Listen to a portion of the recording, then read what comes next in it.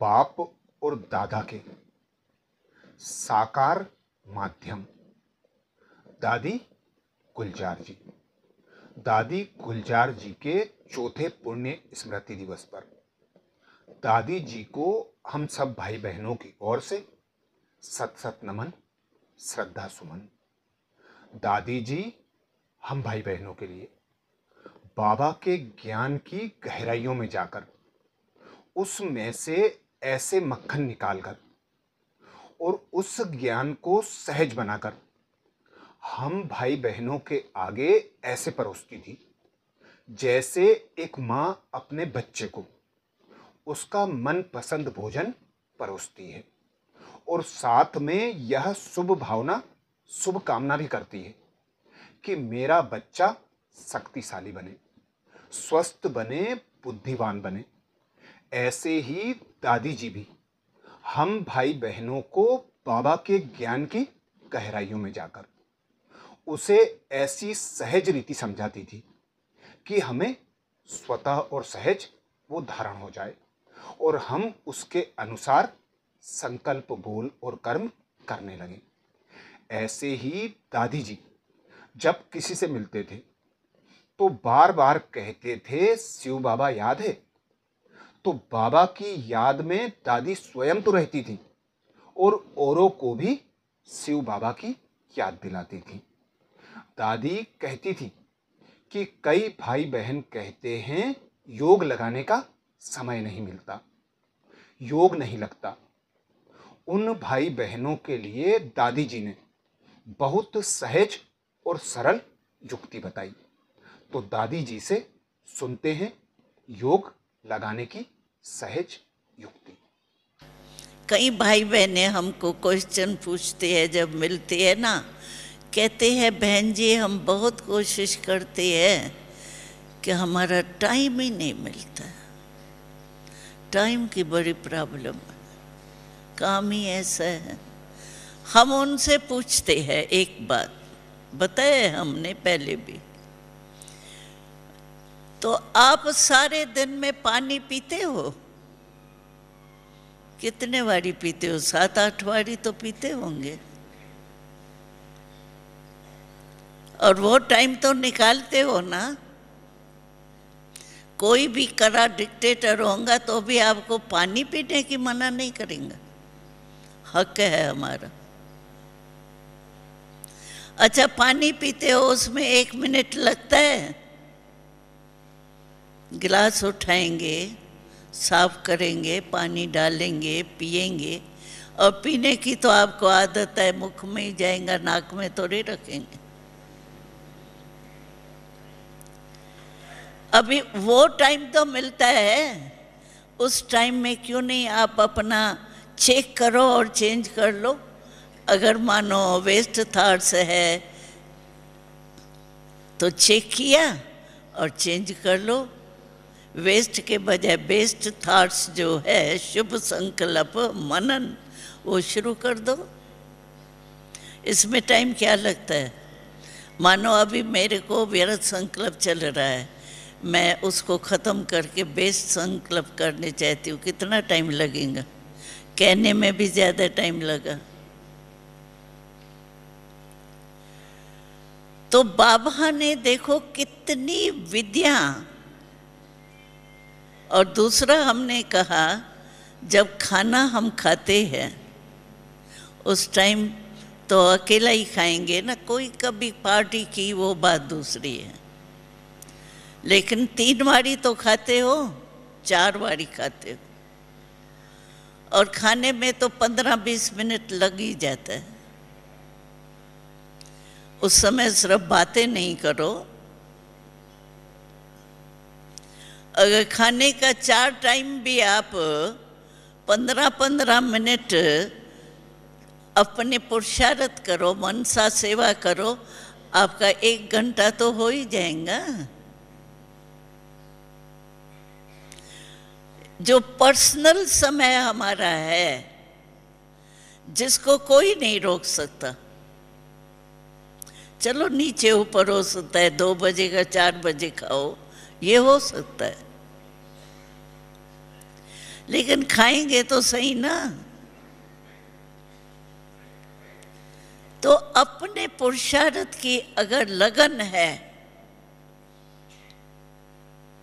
Attention है, बाबा की श्रीमत याद है, मुझे बाबा ने जो कहा है वो करना ही है, करेंगे हो जाएगा। गा गा तो बाबा को अच्छा नहीं लगता।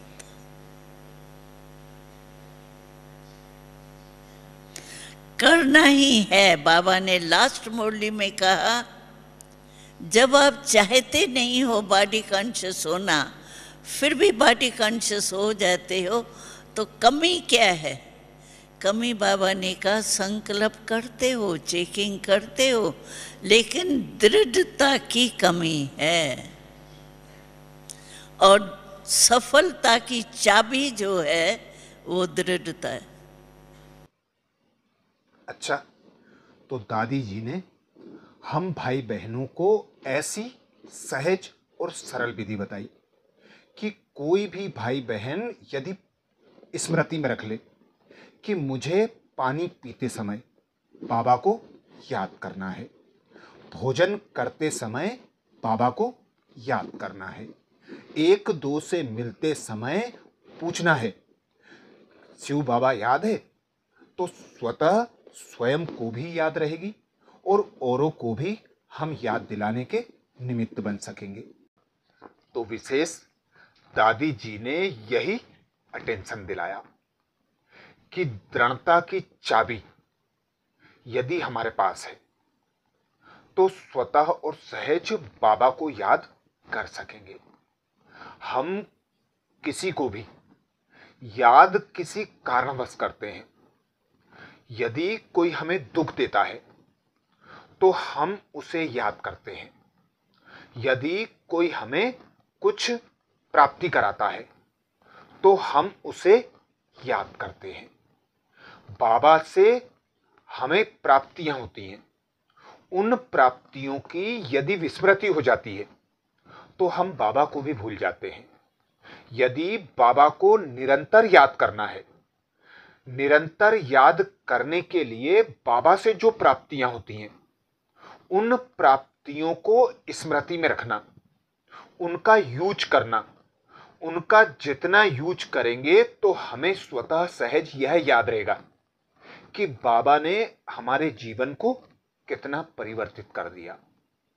कलयुग दुख देने वाली दुनिया से मुक्त कराकर नया ब्राह्मण जीवन देकर नए संगम युग पर लाकर खड़ा कर दिया। संगम युग अर्थात सतयुग का आदि, क्योंकि आदि का जो समय है वह समय ही संगम युग कहलाता है। इसीलिए बाबा सदा कहते हैं संगम युग पर ही आप बच्चों को सतयुगी संस्कार धारण करने हैं। वहां कोई भी वस्तु आप बच्चों को प्राप्त करने की इच्छा मनोकामनाएं नहीं रहती, क्योंकि आपको स्वतः और सहज सर्व प्राप्तियां रहती हैं। आप संगम युग पर अपने पुरुषार्थ द्वारा वो सब प्राप्तियां कर लेते हो, संपूर्ण संपन्न बन जाते हो। इसीलिए ब्राह्मणों का गायन भी है, अप्राप्त नहीं कोई वस्तु ब्राह्मणों के खजाने में।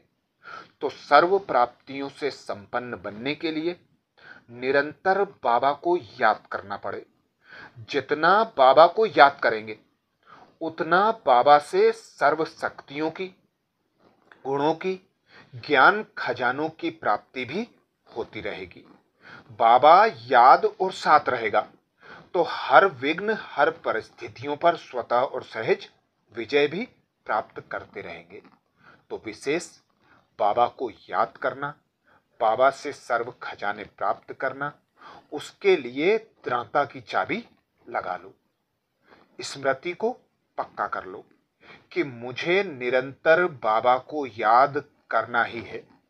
जिस प्रकार दादी ने भी अटेंशन दिलाया, करेंगे हो जाएगा, ये गा और गे शब्द को भूल जाना है और यह स्मृति पक्की करना है कि अब नहीं तो कब नहीं।